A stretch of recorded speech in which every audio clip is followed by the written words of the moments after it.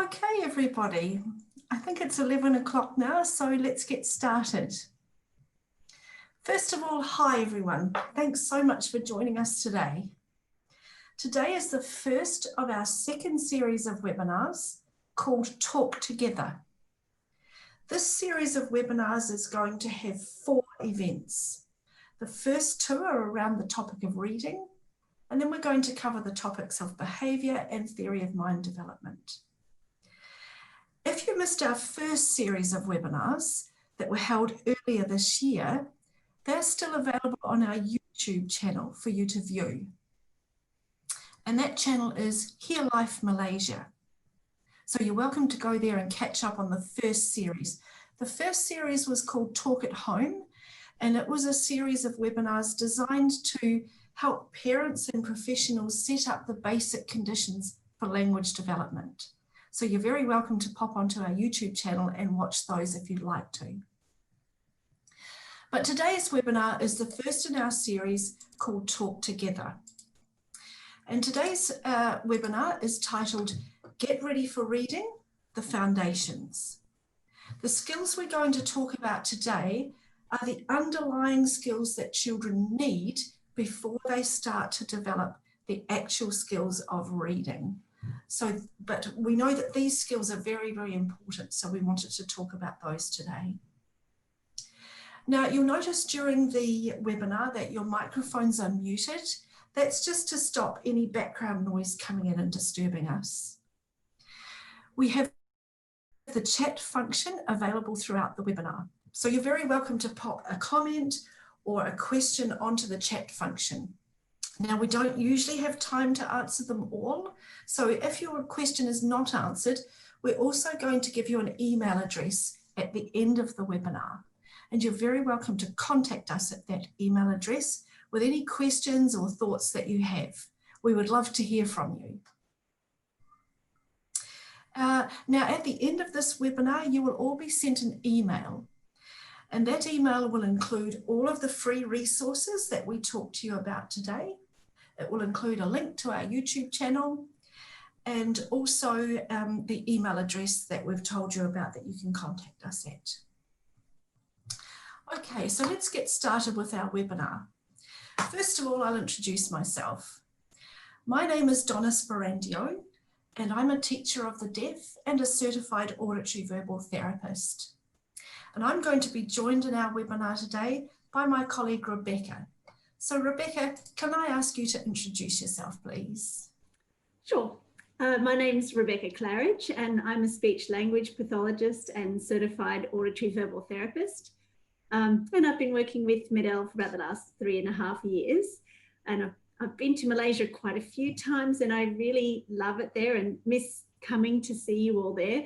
One of the things I love about coming to Malaysia is meeting our children who use MED-EL technology, and they are all, learning so many languages, which astounds me and makes me feel a little bit inadequate, of course, because I only speak English. But that's the way it is. That's the way I was brought up in my cultural environment. So let's get started, and let me share the PowerPoint that we're going to be using today.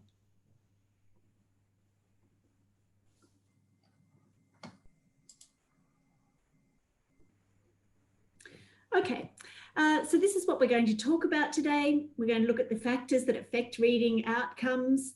We're going to introduce you to 4 foundation skills to get children ready for reading. And we're going to share some free resources and talk about how you can use them to build those foundation skills.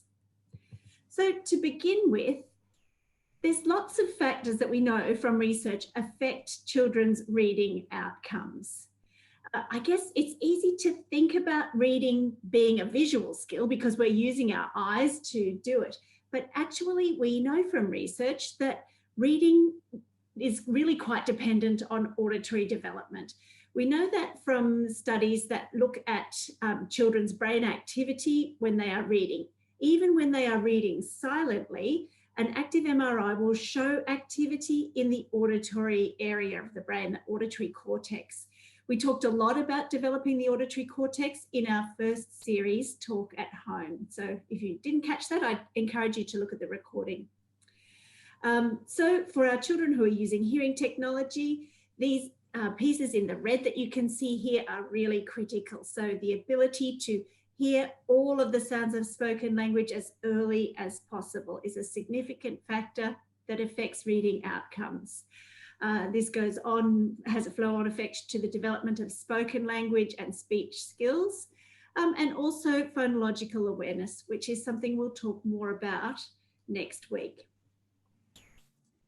It's sometimes said that reading is a test of spoken language development. So what does that exactly mean? So to pass this test that we call reading, children need a solid foundation in spoken language. So in our first series, Talk at Home, we talked about 12 different teaching strategies that facilitate that listening and spoken language skill. One of those strategies was this strategy we call talk, talk, talk, in which we model and we coach parents to provide abundant language models, bathing their children in language throughout the day. So providing that excellent spoken language model for the child to learn from. Our new processor, Sonnet 2, makes the most of parent language models through adaptive intelligence. So the automatic sound management systems ensure that the child has access to every sound in every word, in the best possible access to every sound in every word in lots of different listening conditions without the need for the parent to change any of the settings. So that happens automatically. Another feature that is really beneficial in the Sonnet 2 is data logging. So data logging provides information about the wear time of the devices, about program usage, and about listening conditions. So professionals, you can use this information to help you guide discussions with parents to help them reach that desired outcome, which is eyes open, ears, technology, on, and to be providing and thinking about optimizing listening environments. So those conditions of providing optimal access to sound combined with bathing the child in language models, we can consider those as the skills that create this foundation level for language. There's some other foundation skills that we're going to cover today. These foundation skills combine with other skills that are more closely related to the text. We're going to call those building blocks, and we're going to cover those next week. So children need both the foundation skills and the building blocks to become efficient readers. So here are our foundation skills we're going to talk about today. And with that, Donna, I'm going to pass over to you to talk about motivation to read. Thanks, Rebecca. I'll just bring up our PowerPoint. So, as Rebecca said, I'm going to start by talking to you about motivation to read. We really want our children to enjoy reading. If they are enjoying reading, if they're keen to pick up a book, it's going to make a big difference to their outcomes in learning to read. So let's talk about some ways that we can coach parents to do that. First of all, the key piece, and it's an easy one, is read aloud to the child a lot. So for therapists, we're going to be coaching parents about the importance of that. And we're going to be showing parents the importance of that by including it into our therapy sessions. So as well as that, we're going to show the child that we like to read. So for me, I mostly read on a screen now, but if I'm around young children, I make sure that I have an actual paperback book so that they can see me reading that book as well. So we want them to see that adults, their parents, their therapists really enjoy reading too. So a key message we give to parents, we want at least 10 books every day. Now you're welcome to take that, print it out onto your wall. Put it up in the office wall, put it into the hallway where parents come in, so they can be reminded all the time that we want to get to at least 10 books every day. Of course, some parents might come back and say, oh, but you know what? My child just doesn't like books. And my experience of children with hearing loss is that often actually it is hard for them to enjoy books, at least at first. Why is that? Well, it's partly because they haven't had exposure to all of the language in books, and probably partly because they haven't had the chance to hear all the lovely language and emotion that goes around a book. So often we do have deaf children who come to us who are not enjoying books. What can we do about that? Well, we want to read to them about what is their favourite things. Don't worry too much about what it is. Maybe children really enjoy trucks and vehicles. Then a book like this has got lots of great pictures of different vehicles, lots of things you can look at and touch and play with, things you can open. If a child really enjoys vehicles, that's the kind of books you might start with. Some children really like, particularly older children, sometimes like comic books, and that's okay. If that's what they want to read, let them enjoy what they do. We're also going to add lots of movement and interest to our book, and I'll show you a video of how we might do that in a minute. We want to put lots of interest into our voice. So rather than just reading the text, for example, here's a little book about turtles going to the sea. So for example, we don't want to do this. One day they began to hatch. Soon there were dozens of baby turtles all wriggling together up through the sound and away. Not so interesting to listen to. Instead, we want, oh, wow, look. Look at those turtles. One day they began to hatch. Soon there were dozens of turtles wriggling away. Wriggle, wriggle, wriggle, wriggle. So we're going to use interest in our voice and lots of movement to help the child be interested in the book. What do you do if a child stops listening to you and leaves? Maybe they get down from the therapy chair, or maybe they go to play with something else. Well, I would suggest try and get their attention back with lots of interest and movement. But if you can't do that, and if parents can't do that at home, at least get them to finish the book. So get them to stay where they were, keep reading, keep adding the interest to their voice, keep going to the end. Then maybe the child might come back and join you again, or maybe they might at least hear the words of the book as they're playing. So let's have a look at a video that shows how you might do that with a reluctant reader. So this little girl's name is Yalma, and she has good access to sound. She has bilateral Medell implants that are working well for her to provide her with the sounds of speech. However, she's quite recently implanted and she's 5 years of age. And so she doesn't really have that love for books yet that we would like her to have. So you'll see in this video that I'm talking to her mother about how we can improve her enjoyment of books. So at the start of this video, you'll see we have a little discussion around Yalma and the fact that she doesn't really like books. And then together we get her started with a book with lots of movement and action. Okay, so let's watch. Now, tell me how she goes with books. She doesn't like, she just like to write. Okay, she'll be drawing today because it is important that she learns to like books. She doesn't like to read. She just like to draw and write. Okay, she'll be coloring. Okay, not she doesn't. She would see the pictures and she would draw it. Sure. Okay. Shall I show you some ways that might help her to play and look at the book a little bit longer? Okay. We can try anyway and see how it goes. Because as she gets older, it will be important that she learns to like books. Yeah. Okay. It's my turn. Yeah, good. Let's have a look. So one of the ways that we can help her become a bit more interested is to put a bit of action into it.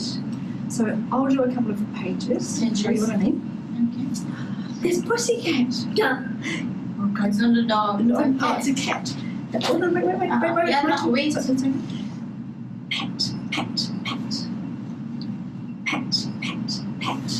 You do it, right? Pet. Yes. Pet. You do it again. Pet. That's tricky for her. It's okay. We'll keep going. Next Yeah, page. Ma. Next page. Here we are. Oh, it's a dog. Woof, woof, woof. Woof, woof, woof. Yeah. Dog. There he is. Woof, woof, woof. You do it. Dog. Woof, woof, woof. A dog. Next page. Turn page. We're going to have to be quite quick. No, she's getting there. She's doing well. She's doing swing, swing, swing, swing. Swing, swing, swing, swing. You do it, Marie? Swing the whole book in yourself as well. Lovely. Swing. Lovely. Yeah, give it to her. Swing. Good. That's it. Good. Don't worry too much. She's not saying it. She's with us with the book. Oh no. Naughty horse. We'll say. We'll say. Yeah, I'm going to say stop that. You tell them off, Marie. Stop that. Yeah. Stop that. Stop that. Yeah. Oh, this chicken is going cheep, cheep, cheep, cheep, cheep. So I think you can see there the way that we use lots of action to involve Yalma. You might have noticed that her mother wanted to do a lot of labelling of what was on the page. She wanted to say dog, horse, but that's not really going to help Yalma to be engaged and to enjoy the book. So I hope her mother's learning some new ways to get Yalma involved. Other ideas for your therapy lessons. It can be really fun to get a set of props together that support books that you use. For example, here's a book that I sometimes use. It's about a pig and a sheep. So in this book, there is a pig and a sheep. And the pig splashes into the water and he gets cold and he gets sick. So I've got some little props that I use along with the book. A little sheep, a pig. He's a blue pig, but that's okay. Children get used to that. And some water for him to jump into, for him to splash into. That can be a really fun way to bring life to a book and to help children get motivated and to get some early understanding of what's happening in a book. Particularly for children with a low level of language, using lots of props like that will help them to get involved and to get the meaning of what's happening in the book. And we're going to give you some props that you can use in a book as one of your resources. We'll talk about that in a minute. So one of the resources you're going to receive is a little slide deck. So a slide deck is like a PowerPoint, but it has actions involved with it. There's movement in the story on the slide deck. They're really, really fun to use with children. So the one that you're going to receive is about 5 little monkeys jumping on the bed. So let's have a look at that slide deck. 5 little monkeys jumping on the bed. One fell off and bumped her head.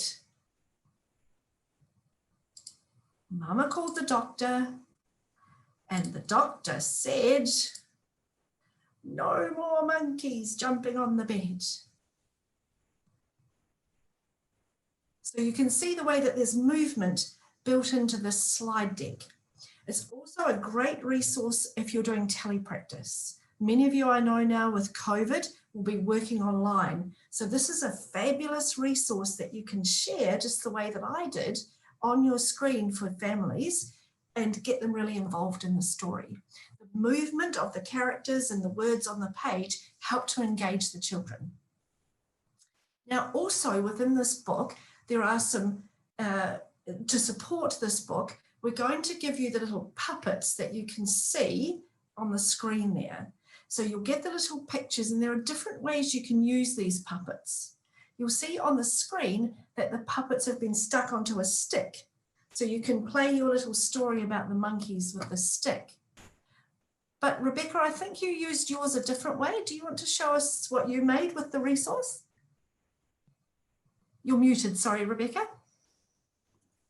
Thank you. I do have the ones on the stick too, Donna, and I kind of like to have the mum and the doctor on the stick, because then you can do no more monkeys jumping on the bed. You can give him a bit of expression. But I do like having these little ones as finger puppets. So to make the finger puppet, all I've done is cut out, I've printed these onto lightweight card that goes through my little home printer fine. And then I've used a little bit of the excess cardboard, and I've made a little circle, just one strip, created a circle, piece of sticky tape. And then we can put these finger puppets. You can imagine doing this with a child. You can pop them. It's actually pretty hard to fit all 5 on a little children's hand. I know that because I've tried. So you'd probably share them around between the family. And you could do, you could role play, off comes the monkey and falls on its head. Very fun. Super. Thanks, Rebecca. So these are all ideas, remember, of ways to motivate a child to learn to like books.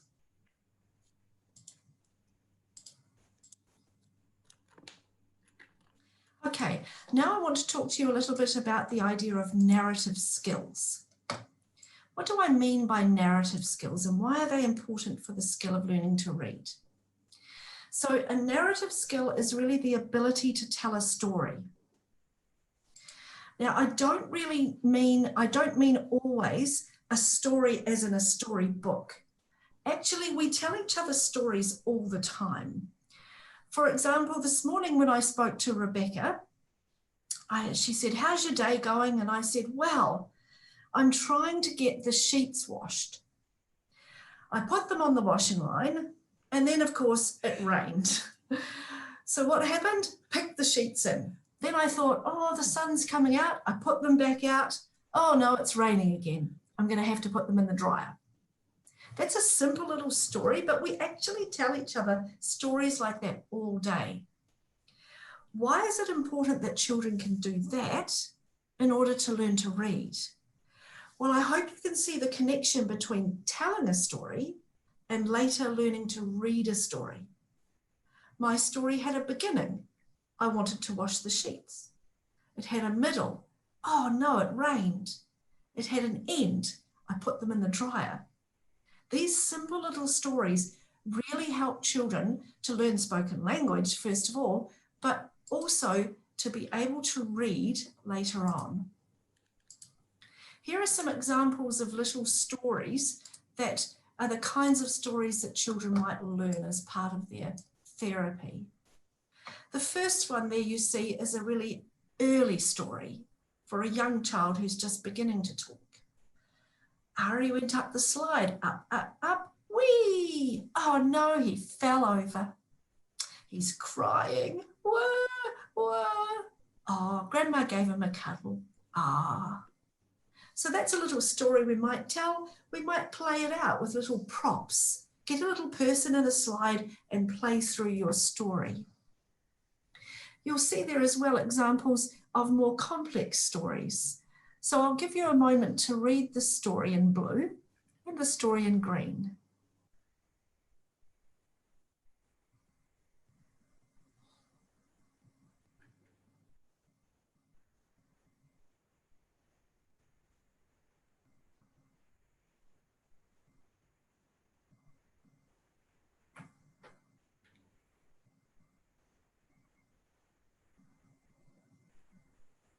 So I hope you can see there that their stories don't need to be anything really exciting. They actually happen all day.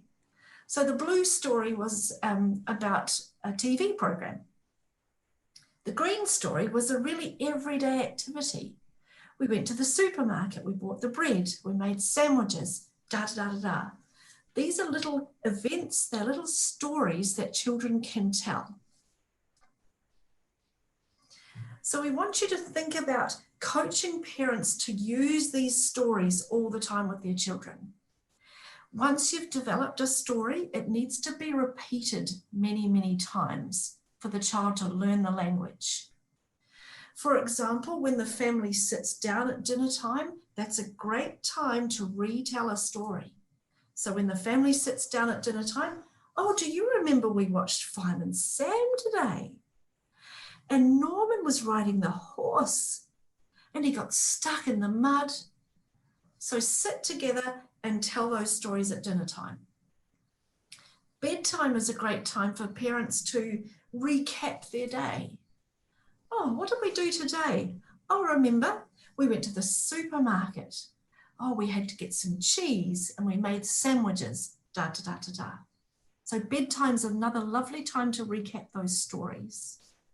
Then if the parent goes and visits somebody, you can tell them the story.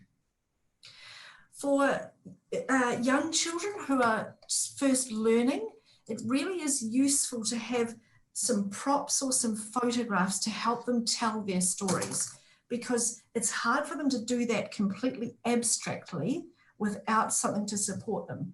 So this is where a phone can actually come in really handy. Now, I hope you can see this. This is a story a family gave to me. Oh, the men came to cut down the tree.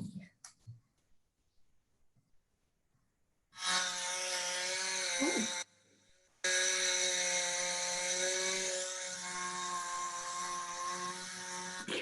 Whoa, they made a loud noise.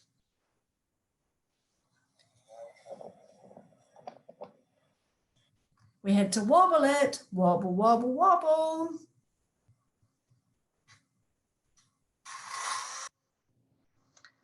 And down it came. So that's just an example of using some photographs on a phone to make a really nice story that you can tell over and over again. And as I say, that the support of the photographs is going to help the child to learn that story.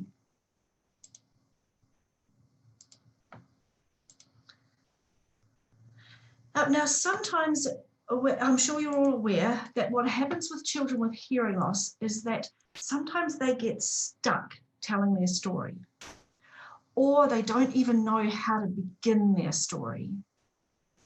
So I'm going to show you a video of a way in which we can support children to keep telling their story at the time when they get stuck. So in this video, you'll see me, I'm here with a little boy called Stefan. Stefan has some quite good language developed. At this point in time, he could say sentences of 4 or 5 words, and he's got a lot of really good vocabulary understanding and lots of expressive vocabulary too. And I'm here working with his father, who's called Joe.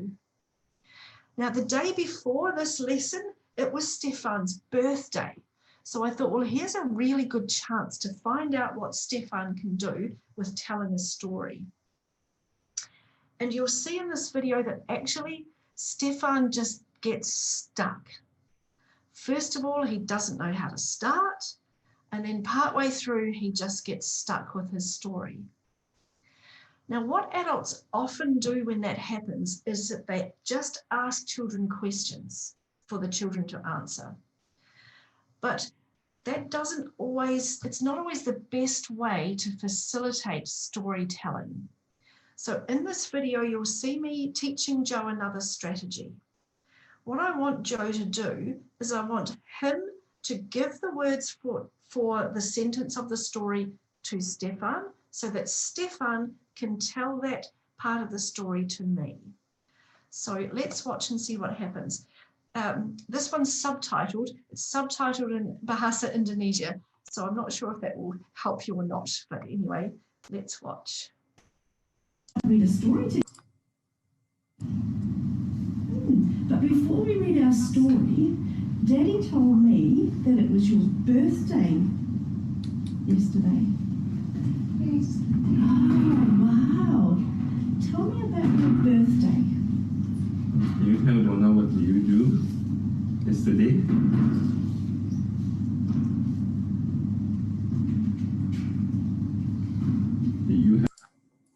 So Stefan's stuck. His father said, tell Donna, what did you do yesterday? Now, it was his birthday, so it was a really exciting day, but he doesn't know how to get started with his story. Have a cake. Yeah, that's a really good joke. So we can see when we ask him what happened at your birthday, he didn't know how to start, did he? And I think that's usual for him. Yes. He finds that quite tricky. Yes. So again, this is where it's your job to tell him. So you can say something like, tell Donna I had a cake.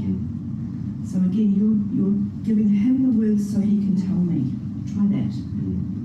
Tell Donna I have a cake. You had a cake?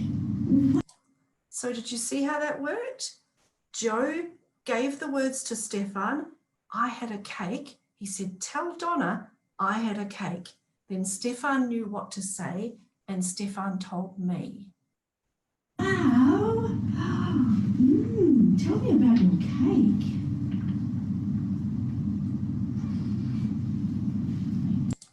So again, I said, tell me about your cake.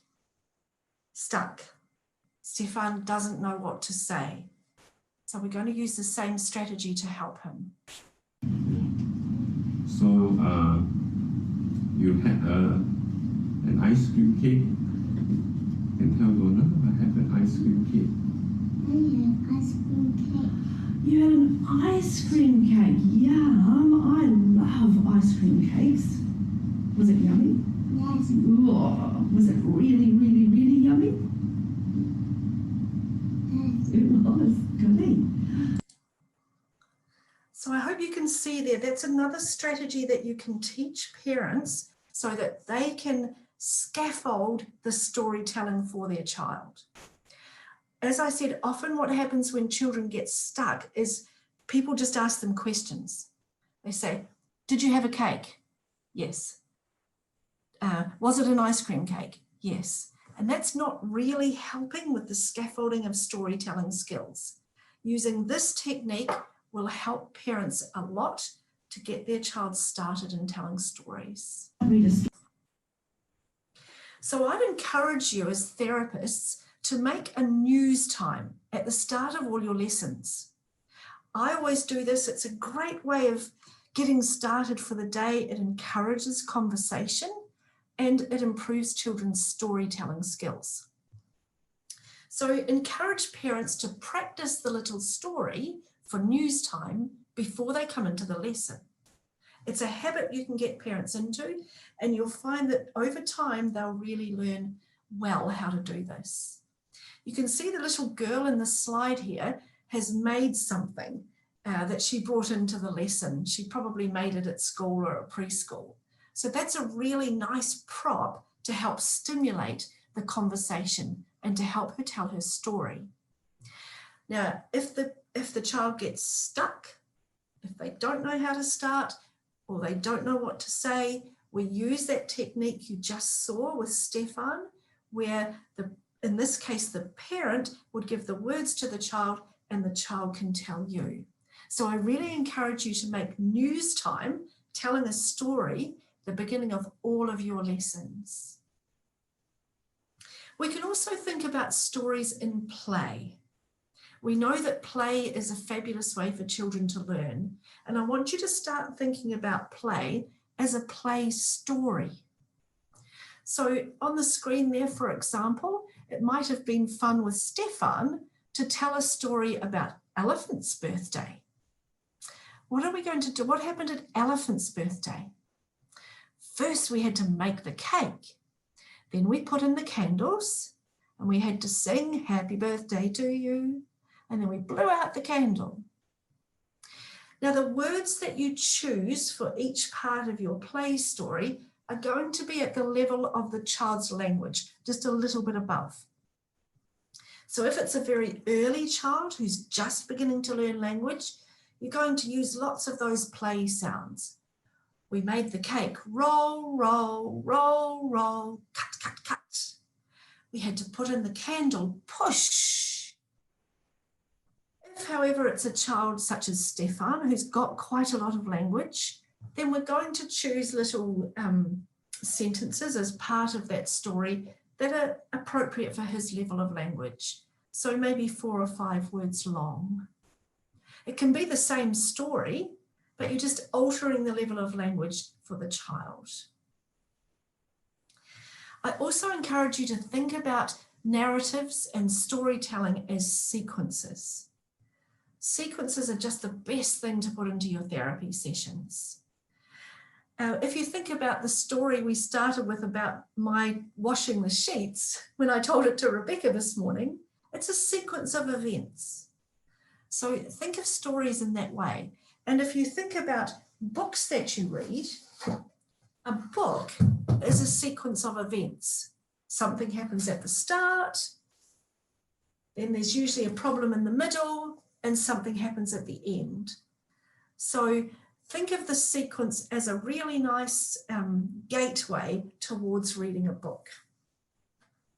We often use words of time when we make sequences, and it's really important for children to learn those words. First, we have to roll the cake. Then we cut the cake. So often we use those kind of time connectors in making stories. Now we've found that recipes, cooking, having fun with making something is a really nice way of using sequences. So you might be aware, I hope you are aware, if you're not, then we will make you aware. Medell has a series of wonderful resources for therapy called the lesson kits. There are 26 of these lesson kits developed, which are just packed full of really good ideas for all kinds of therapy. But every one of those kits contains a book or a song. So, and the song's written as a book. These are fabulous resources for you to use with parents. Really, really helpful for telepractice as well. You can share that story with parents. You can have it up on your screen. They can have it printed out or on a tablet at home. Now, there is one, you'll see the illustration on the slide there is a recipe for making a gingerbread man, and it's contained in the second of our lesson kits, which is around the theme of the kitchen. You can see on the screen there the QR code. If you want to scan that now, you're welcome to.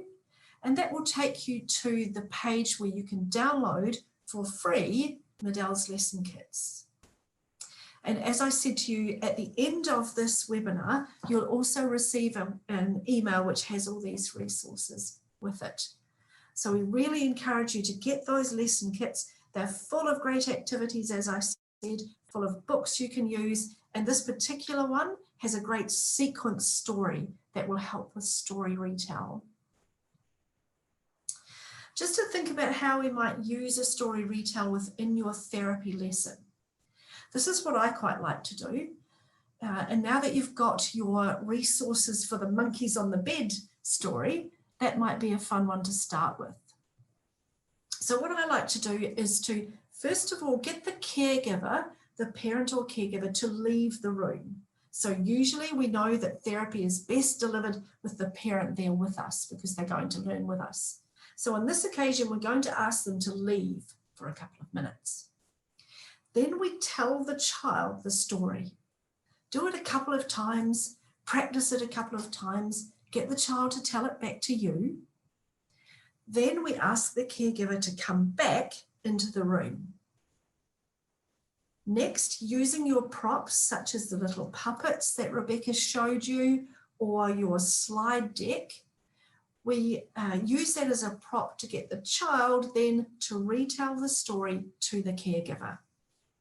If the child gets stuck, you're going to use the strategy you saw before, where if the child is stuck, you give them the words and they tell the parent what's happening in the story. So that's a really nice way to add story retell into your lessons. So I hope that you'll think about combining, first of all, a news time at the start of your lesson, and then at least one example of story retell within your lessons. Fabulous way for children to learn language generally, and a really, really nice link between narrative, story retell, and learning to read. So I hope you'll enjoy adding in more about narrative skills into your therapy sessions. Now I'm going to hand over to Rebecca, and she's going to talk to us about the next foundation skill. Thanks, Rebecca.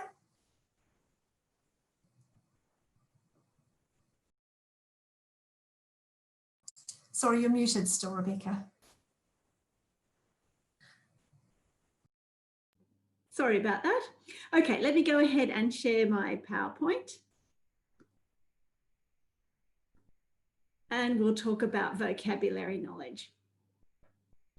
So vocabulary knowledge, here we can think about it as receptive vocabulary. So this is the child's understanding of word meanings, and expressive vocabulary. That's the words that the child knows how to use in their spoken language.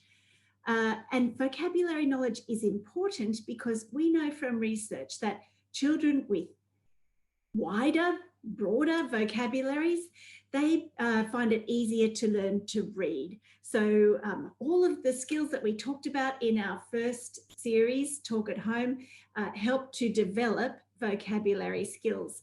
We're going to talk about a few more. Donna's already talked to you about the importance of books, and I'm just going to mention it again because it is really important, and it's a really significant way to coach parents in vocabulary development. Because often in books we'll come across words that don't happen in everyday life. I just want to talk to you about a few different books and a few different ways to introduce vocabulary through books. So here you can see I've listed fiction and non-fiction books. So maybe you're thinking, well, what kind of non-fiction books would you use with a child? Well, actually, lots of children's books are non-fiction. For example, the Little Duck book that Donna showed you earlier was probably a non-fiction book, but I've got lots of them about animals, like this one, Polar Bear, is a non-fiction book for children. And whilst the text in it might be advanced for some children, well, we can just simplify that to a level that the child can access the vocabulary. Fiction books are a great way of building those narrative skills as well, and we can often find vocabulary related to theory of mind, so understanding words about people's thoughts and feelings and beliefs come up in books. Picture dictionaries are a great type of book, but there are ones that are better than others, and I just wanted to show you one that I like.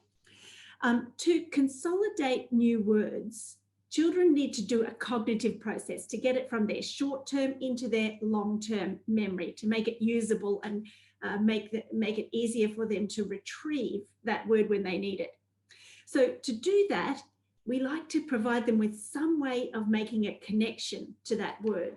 So a picture dictionary like this one that has got a scene. So here we've got the teddy bear in the bathroom, and all around the outside, we have things that are found in the bathroom. So that provides that connection, a semantic connection between the words. And then we would provide additional connections by talking about functions of each of those objects to build words within a category. If children want to reread the same book, well, great. Children with typical hearing like to reread books. Children learn through repetition. And we know that our children with hearing technology need more repetition than children with typical hearing. And we're going to coach parents in using acoustic highlighting, one of those teaching strategies we talked about in series 1, to highlight new vocabulary. Using acoustic highlighting is one of the techniques that helps children retain new vocabulary.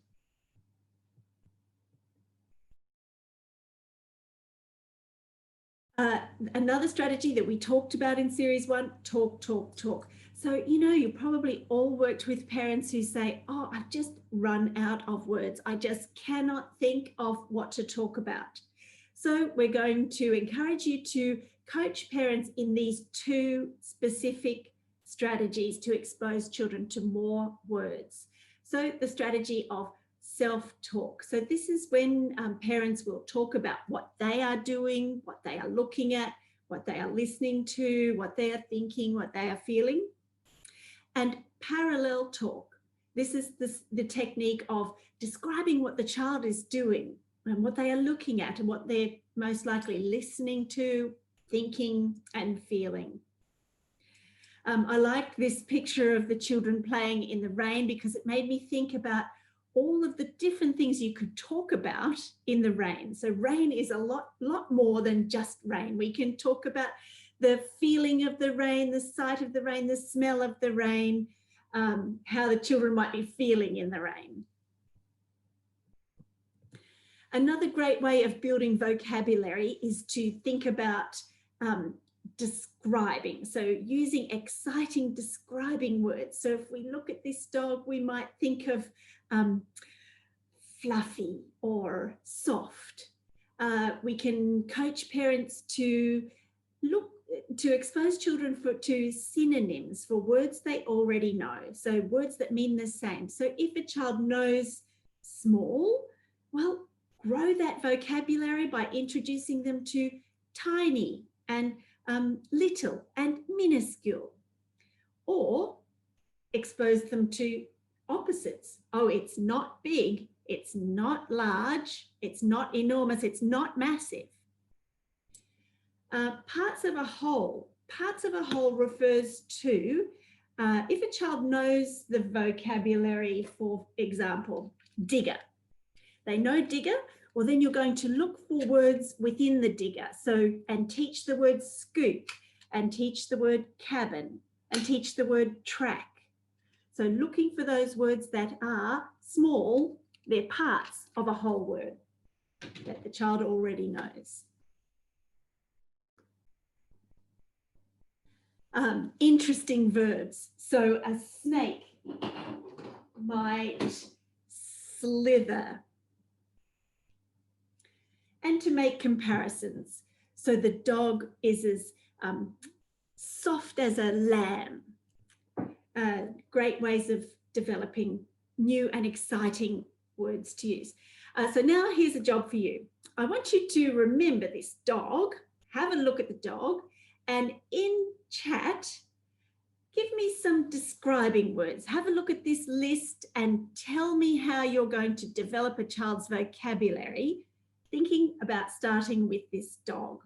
What words can you give me? Let's have a look in chat.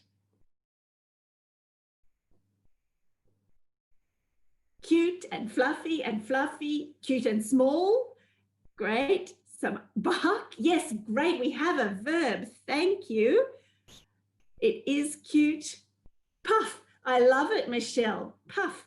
So some interesting and fun words coming. Wag, another verb. Terrific. The dog is as fluffy as cotton wool. Thank you for thinking of a comparison, Laura. Well done. He looks happy. Great. You're talking about theory of mind, and it can lick. Oh, aren't they great, Donna? Adorable. I agree. Terrific. Thanks so much, everyone. Excellent ideas. I can see that you'll have no trouble building vocabulary using these ideas as prompts for families. Just one interesting thing, Rebecca, I think sometimes, again, thinking back to the parent who was in the video with Yalma, often if we ask a group of parents that who we haven't met before, we get a lot of nouns like dog, first of all, ears, eyes, leg. And it was lovely to see that in that set of words that people gave us, they were thinking much further beyond just what you can see in the picture. So I think it's really important to talk to parents about that.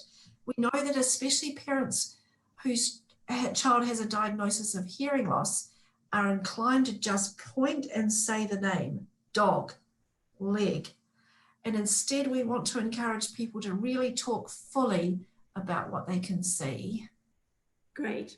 And a tool might be to give them a list like this one to help them think about words that are not just labels, that are not just those nouns. So another one of our strategies that we talked about in series 1 is expansion and extension. So this is where we listen to the child, what words are they using? And then we're going to repeat that back and show them how to improve what they've said by adding more words. We can provide models of how to use new vocabulary with the words they already know. So let's have a look at this image here. Imagine that we're looking at this from our hotel room, which is actually where I took this picture in Jakarta. And the child says car. What are your ideas for expansion and extension? Thinking about building onto that the child's use of the word car. Type in chat. Lot of cars. Great. There are a lot of cars and great acoustic highlighting there. Stuck. The cars are stuck. So when we're using expansion and extension, we're going to use the word car and show the child how to combine it with more words. Colourful cars. Beep, beep, go the cars. Terrific. So starting with a word like car, and then coaching parents in using expansion and extension, long stretch of cars, great, is a good one because they've already got the noun cars. So they have to work out another type, another category of word to put with cars. Traffic jam, traffic jam full of cars. Terrific.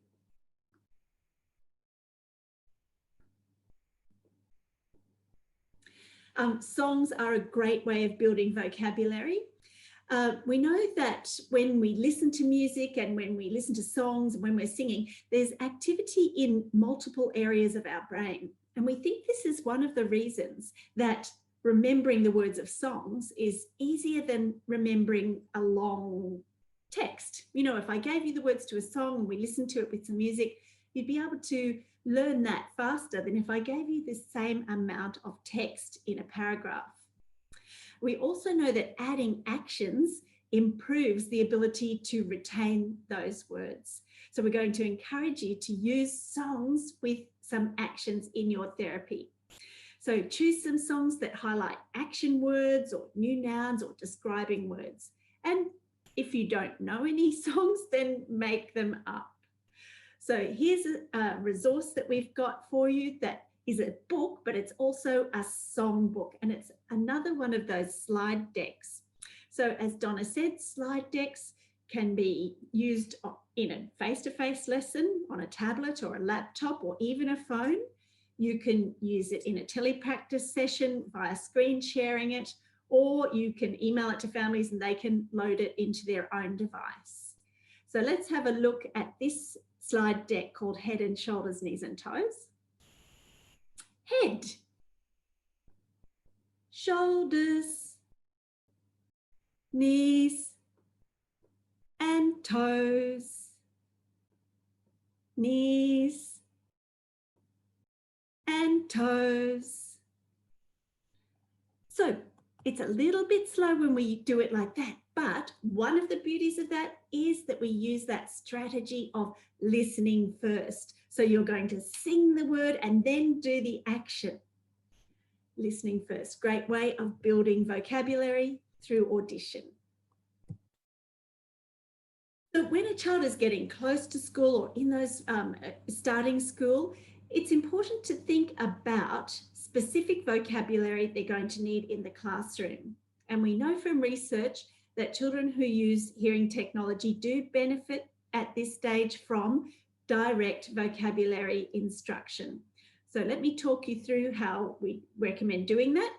So you're going to identify a set of words. So you would work with the classroom teacher to identify words that are important for the child to know coming up in the curriculum ahead of time. So you're going to pre-teach this vocabulary that the child will need. You're going to introduce the new word and attach some kind of visual information, either a picture or a demonstration. So here we can see an image that supports the understanding of the new word beside. Then we're going to provide receptive practice by defining what the word means. So beside It means the same as next to. And we're going to relate it. So you're sitting beside Tommy. And we're going to repeat the word in different contexts. And Tommy is sitting beside Jessie. Then we're going to provide some expressive practice for the child. So encouraging the child to use that word in context. All right, that brings us to the end of vocabulary knowledge, and I'm going to hand back over to you, Donna, to talk about our final foundation skill. Thanks, Rebecca. Now, just a little reminder for you all that we will have some time at the end of the webinar today. So if you have some questions you'd like to ask us, then you can start asking those into chat if you'd like to. Our Malaysia team will take a record of those questions, so that if you've got anything there that you'd like to send through, you can do that privately if you want to, if you don't want everybody to see which question you asked. So you're welcome to get started and ask those questions. Okay, so let's talk about the last of our skills we're going to describe today, which is print awareness. What do we mean by print awareness? Well, print is all around us in the environment. What you need to do as therapists is to teach parents to put that at the front of their mind. Start thinking about the times when they see print in the environment. Here's some examples. The stop sign. Every time you stop in the car, oh, we have to stop. Look, it says stop. Children love going to McDonald's, don't they? One of the first kind of signs children often learn is the golden arches. Oh, there's an M. M for McDonald's. Let's go to McDonald's. If, for example, you're preparing the dinner, oh, what's in this can? Oh, I wonder what's in here. Oh, it's going to be rice. Look, it says rice. Then we open it up. Oh, yeah, there's rice in our can, remember? It said rice. So these are just everyday ways that parents can use the print that's all around them. But it's our job as therapists to get parents to think of that, to remind them to do that, and to show them some ways that they can make children aware of the print around them. When we're using a book, we're going to talk about some of the characteristics of the book. So, oh, let's read our book about Gus. Oh no, that's upside down. Ah, there we are. Now it's the right way up. Oh, and here's the front cover. Oh, I can feel Gus on the front cover. This is a nice book where it's a little bit raised up. And oh, this is a book about Gus. Yeah, this word is Gus. It's a book about Gus. Let's look at the title page. Oh, here we are. Here's our title page, our book about Gus. So we can start to use those words as we go along through the book. And sometimes books have something like this one does, which is great. It's got at the end of the book, the author. Oh, here's the lady who wrote this story. She wrote the words for us. Her name's Samantha. She's the author. Oh, and here's Kat. She's the illustrator. She drew the pictures for us in this book. These are really nice ways that you can get children thinking about how a book's put together.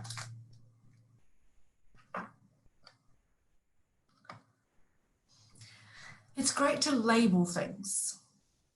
It's good anyway, isn't it, to find things so you know where they are in your therapy room. But you can see the way that this therapist has put some great labels onto the toys. So we might come into the room, we might take the child in with us. Oh, for this game, we need a truck. Let's look for the truck. Oh, it's not there. No, that one says cars. Look, cars. No, it's not in there. Oh, no, not there. Animals. No, it won't be in there. Trucks. It'll be in here. Oh, yeah, there it is in the trucks. So it's just another way of making children aware of print and making them aware that the print means something. We don't know where to find a truck, but if we look at the label, the word will tell us where to find the truck. So it's showing children that these words have a real meaning that's useful for us to know. Making lists can be really fun. If parents are going to the supermarket, you can make a lovely little list like this on the phone. So as you're preparing to go to the supermarket, coach the parents to make the list. Oh, yeah, we need rice and coffee. Oh, and we need bananas. I love bananas. Shall we get bananas? Yeah, right, bananas. There we are. That says bananas. Then when you get to the supermarket, you'll go around looking for all the items on your list and tick them off as you've found them. What's the next thing on our list? Soap. Can you go and help me find the soap? Look, it says soap. We need soap. So off you go and look for the soap together and then tick it off when you've found it. Lists can be really nice ways of, again, showing children that words mean something and that they're helpful for us. I've also had parents who sometimes will put little notes to remind them of something. So, for example, if you need to remember to take the child's drink to school, then maybe you write a note that says drink and put it somewhere so that in the morning when the child gets up, we can say, oh, we need to remember your drink. Look, here's the note. Remember, it said drink to help us remember. So these are lots of ways of making children aware of print and making them aware of the purpose of print. Now, this is research that came out in 2017, looking at whether or not parents could make a difference to their child's print awareness. So in this first slide that you're looking at here, where you see the numbers and the colours is representative of where the child is looking. So in this study, they were able to track the child's eye gaze, and where the children looked is where those bright colours are on your screen. Okay, then parents were coached in print referencing. What do I mean by print referencing? I mean simply the types of things I did before. So, oh, there's Gus. Yeah, there's Gus. It doesn't mean pointing to every word as you read it. No, it's just a matter of bringing their awareness to really exciting words sometimes on a page. Here's a lovely page in this book. He's got sausages. Wow, look at the sausages. So I'm not pointing to each word, but I'm just bringing the child's attention to the words sometimes throughout a book. Now, when parents were coached to do that, this is the change that happened. So now you can see that the children are looking at the picture, but they're also looking at the words. So this research shows us that by teaching parents that strategy of print referencing, just occasionally referring to the text, children became more aware, and now they're starting to look at the picture and at the words, which is a crucial skill that they'll need when they learn to read. So it's a really nice thing to teach parents to do, print referencing.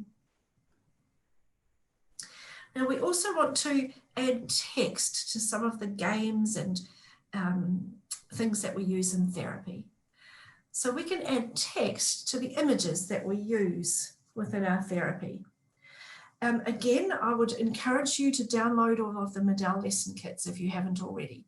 There are some fabulous activities in there, and the one on the bottom of the screen here is from the lesson kit. And you can see that for some of the activities in the kits, we have added the text so that children can become aware of print. Often in the lesson kits, there is one version of an activity which has text attached to it and one version that is blank. The reason for that is that we haven't yet made the kits in every language that we need. So if you have a child in your program who you are using perhaps Mandarin with in your therapy, you'll be able to put the characters along with the activity.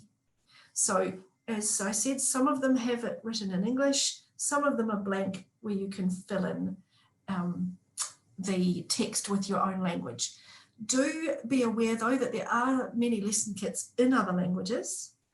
So when you get the link to the lesson kits, do have a check. There's quite a few languages there and more will be arriving all the time. Donna, I have put the link to the lesson kits in the chat because there was a question about it. Oh, fabulous. Thanks, Rebecca. So that's in the chat. As I said before, you're going to draw attention to the words within your therapy session. Comment explicitly about print. So we're going to use words like word. Here, this is a big word. Oh, his name's Gus. There it is. That big word is Gus. Oh, and I can see the letters in it, G-U-S. So we're starting to talk about those important concepts that children will need to know as they move into beginning formal reading. We're going to talk about left to right orientation, if that is the way that your language is oriented. English is oriented left to right. Arabic, for example, goes the other way. So think about the orientation of the language that the child uses. Actually, in the slide before, I'll go back, you might notice that we were trying to orient you left to right. So watch the way this comes in. So little things like that, just think about them. We want children's natural way of thinking to go left to right. With writing, we encourage children just to have a go at writing something. At first, it's going to be just a few squiggles. Fabulous, look at that. Oh, I can see you've done some writing. So we don't insist that children are doing it correctly at first. We don't start with make a stick, no. Just encourage children to have a go. We want them to enjoy writing. We don't want them to see it as a test. Of course, writing as a skill follows on from reading. So all of the things we've talked to you about today are part of writing skills as well as reading skills. Now, Rebecca's just going to talk to you about this resource. Then I have a couple of questions to answer. I'm not sure if there are any others in the chat. So Rebecca, if you'd like to talk about this resource, and then we'll go back to answer a couple of the questions we've got. Thank you. Sure, you can leave that up. Oh, I was going to say you can leave that up, but that's okay. I will get my own up. All right, let me just tab through.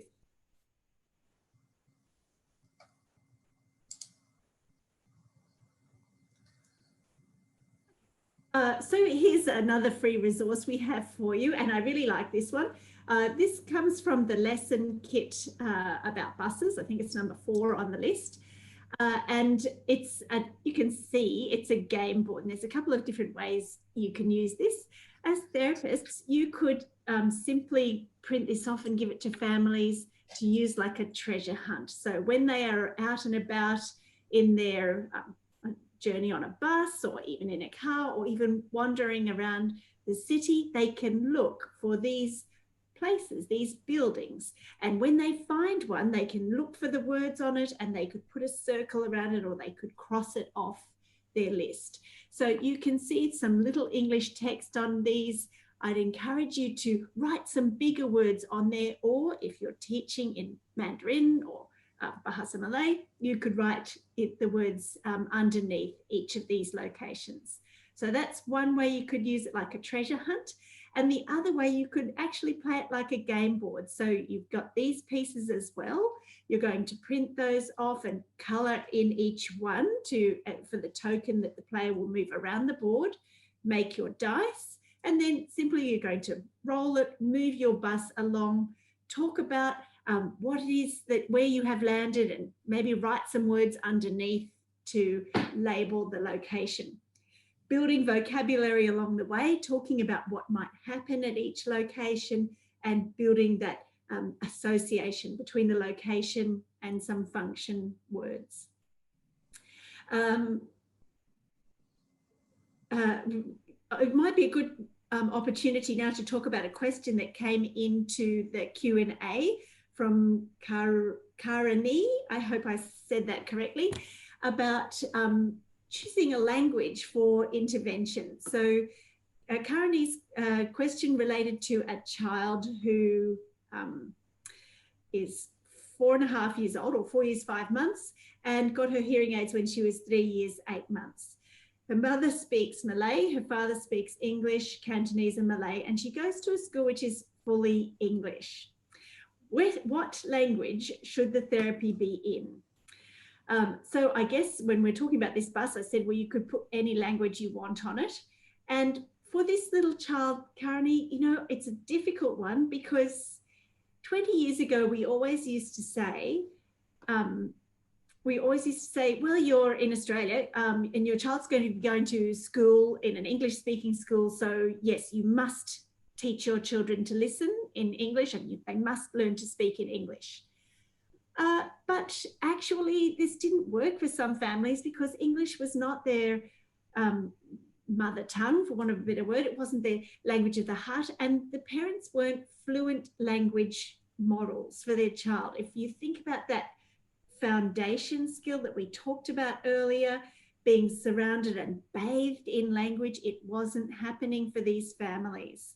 So I guess to think about your child, you need to know about what language the family will be most comfortable in teaching their child to listen and speak.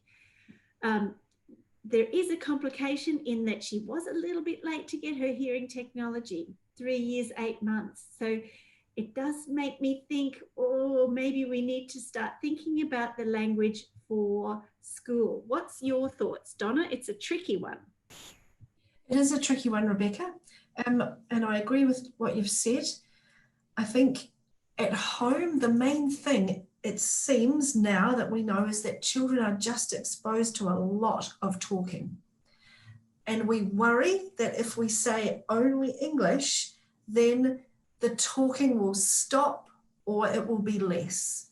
So I would say encourage the parents to use all the languages they would use. However, I agree with you too that the child is going to school in English.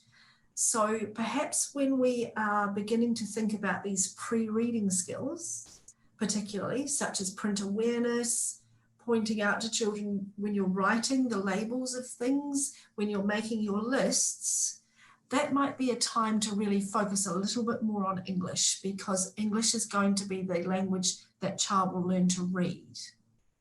So we're saying encourage parents to use lots of language at home, just as they would. The more language is the most important thing, but we'll put a little bit more emphasis on English when it comes to our pre-reading skills, because that is the language that the child will learn to read. Just another comment on that, you asked about what should be the language of therapy. We like to think of it as that therapy should really be about coaching parents. So overall, we're going to give them lots of skills. If we think about the skills of reading the story, for example, the skill of using lots of ups and downs and action in your voice, lots of movement to encourage the child to read, those are strategies that we teach parents. And those strategies can be used in any language that the parent's using. We like to teach parents to sing a lot to their children. They could sing in any language they like, any language that they enjoy that is part of their home.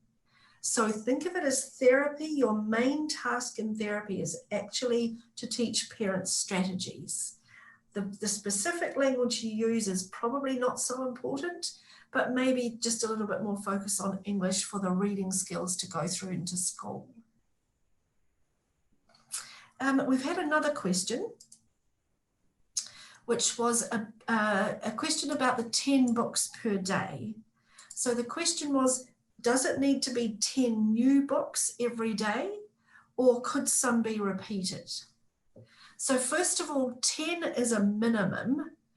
Don't limit parents to only 10. The more books, the better. But we've found that if we give parents a number of 10, it's just a good number to get them reading a lot. And children do sometimes love to hear the same story over and over again. It's almost like we think, do they not know what happens in this story? But children are enjoying hearing those words. They're enjoying knowing what comes next.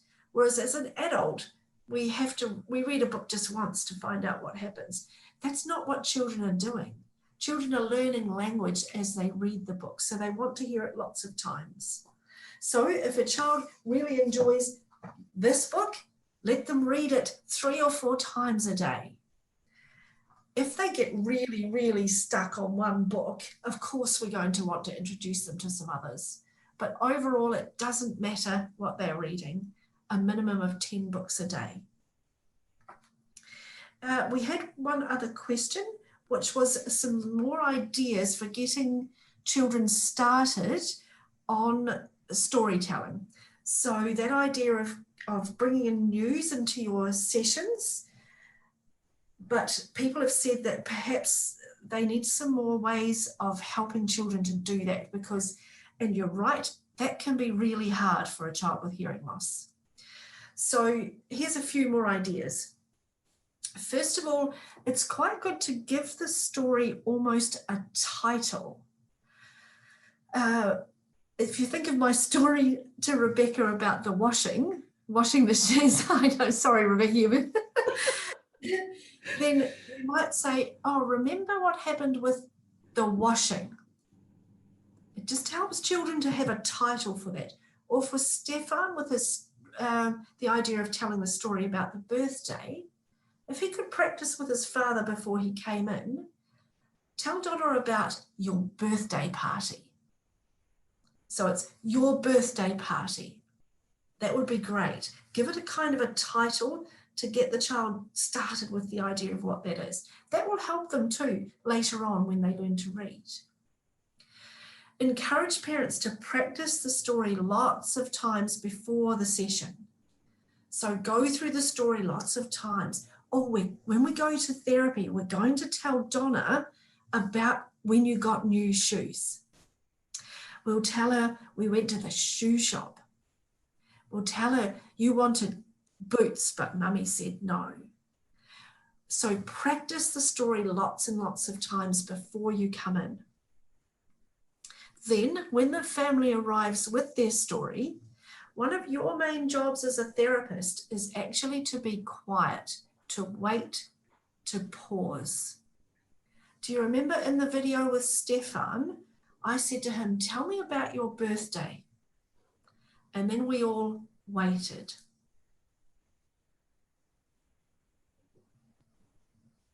Stefan wasn't able to start.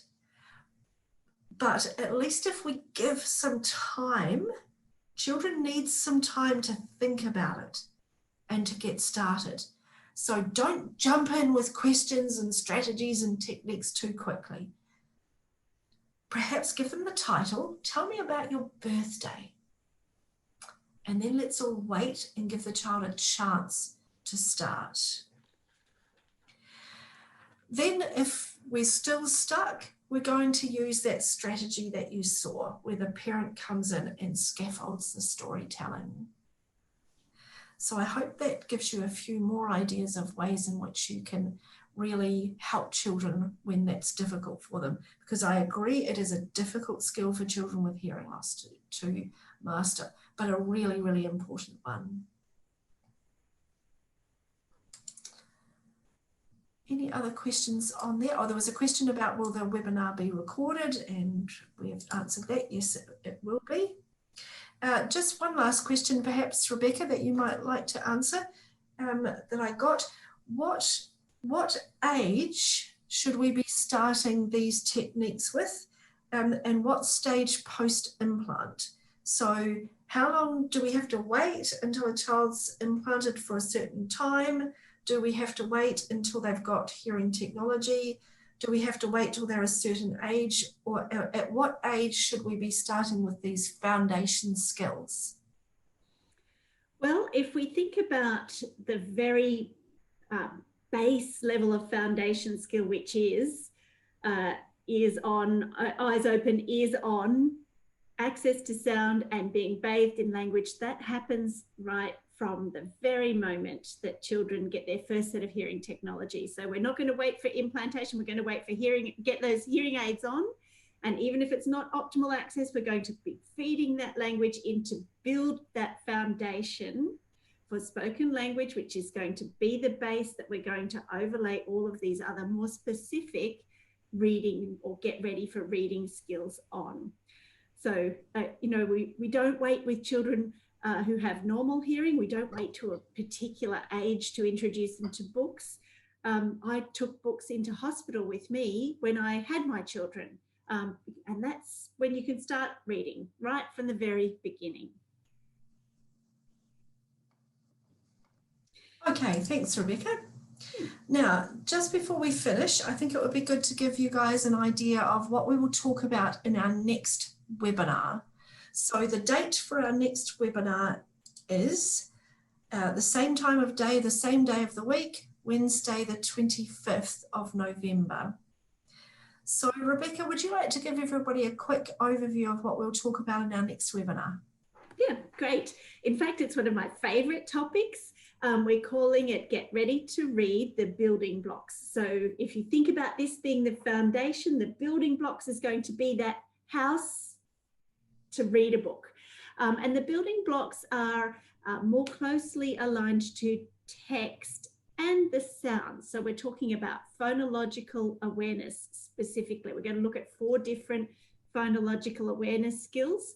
So phonological awareness is the ability to attend to and manipulate the sounds within words, to recognize that words are made up of sounds. So really looking forward to talking about that.